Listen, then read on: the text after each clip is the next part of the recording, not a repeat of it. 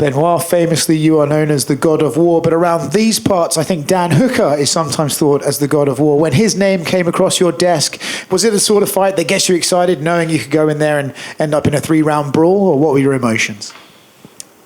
Yeah, we were pretty surprised by the timing of the fight, but knowing it's next to his country, it made it more clear why they wanted him to fight in there.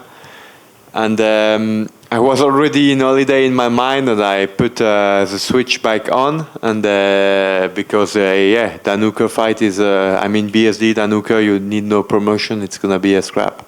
Indeed, I think that's what we are kind of expecting. But recently there's been sort of 2 BSDs we've seen. We've seen the guy go in there, just throw it all out. But then we've also seen you against Rufy, where you showed more grappling and more of a sort of game plan involved. Which one can we expect to see this weekend when you get in there? You just have to watch a fight. In your mind, I know that like Dan is coming in here off the loss to Arman and stuff like that, but there's certain guys in this division, yourself included, who will always be thought of in a certain way. In your mind, could this sort of be the unofficial #1 contenders fight for the BMF belt? It's a huge fight. I do expect that the winner of this fight is going to be top 5. And I do expect he's going to be looking to move forward. Is the BMF belt something you're interested in? I know we've spoken to you about it in the past. Yeah, of course I'm interested in the 2 most violent belts of the UFC, which in my mind are the lightweight undisputed title and the BMF. And the last one for me, you mentioned violence in this division. Obviously, we had Paddy Pimblett, Justin Gaethje just a few days ago. What was your reaction to that fight, and how did you feel of both of the men's performances? I will talk about this fight if I deserve to after my war with Dan Hooker. I start in English, Benoit. First question, there is a quote of Dan Hooker who said that you're not a finisher, you're not a knockout artist because you only knock out Beneil Dariush. Can you remind the people a little bit your achievements and maybe the fight against Frevola, the beginning of the round against Bonfim and stuff like this? Yeah, I mean, he's going to find out Saturday, Sunday. I don't know how many knockouts he has in the UFC. I have 4, and I have 100% finish rate, and it's a mix in between submissions and knockouts. So I think he knows. He knows it's going to be something, and he knows. I think I will fight the best version of him. I hope so, and may the better fighter win.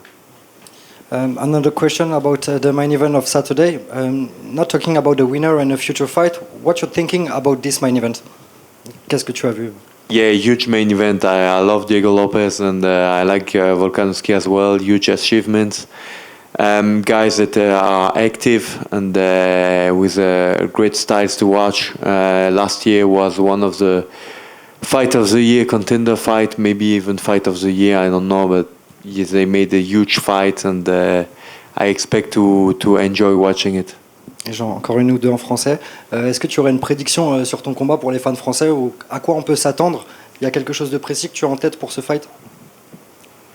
Ne loupez pas le combat, mais voilà, attendez-vous à une grosse bataille. Je suis prêt pour ça. Une préférence entre le vainqueur de Holloway, Oliveira, ou qu'est-ce que ce serait? Je sais que tu veux pas parler de la suite pour toi, mais c'est quoi le scénario idéal sur l'année 2026 pour Benoit Saint-Denis? Le scénario idéal, et il arrivera si je suis performant dans la nuit du samedi au dimanche soir. Merci Benoît.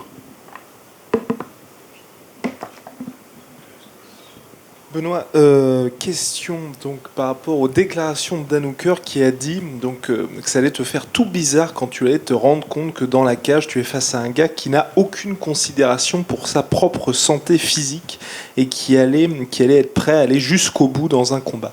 Qu'est-ce que tu lui réponds? Je pense que les gens qui ont eu cette approche avec moi, ça leur a joué des tours, donc on va voir. Et ton entraîneur, ton head coach Nicolas Hoth a dit qu'on peut s'attendre à une énorme guerre sur son terrain à Dan Hooker, alors que de l'extérieur, c'est vrai, on a l'impression que le chemin le plus facile pour toi serait plutôt de battre Hooker, ce serait de l'amener au sol.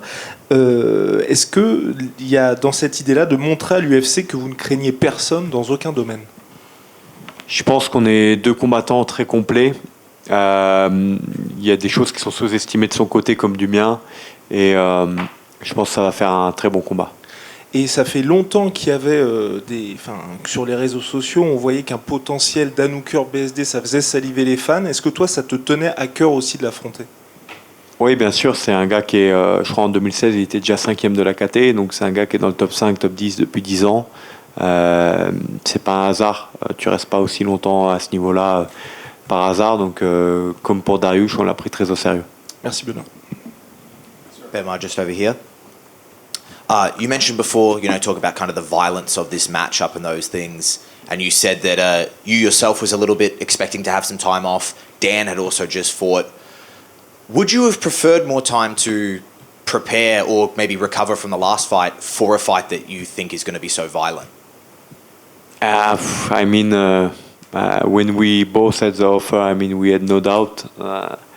And it's also a sport of opportunity and timing, so let's go.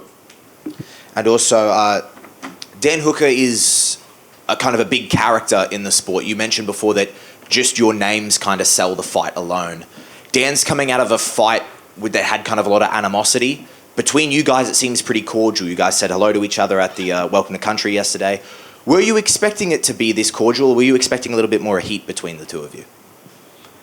No, I expect nothing. I expect respect, and he knows it's going to be a battle inside the octagon, so nothing special. Just let's go, and I want to fight the best version out of him, and the same for me, so let's see who is going to be the winner.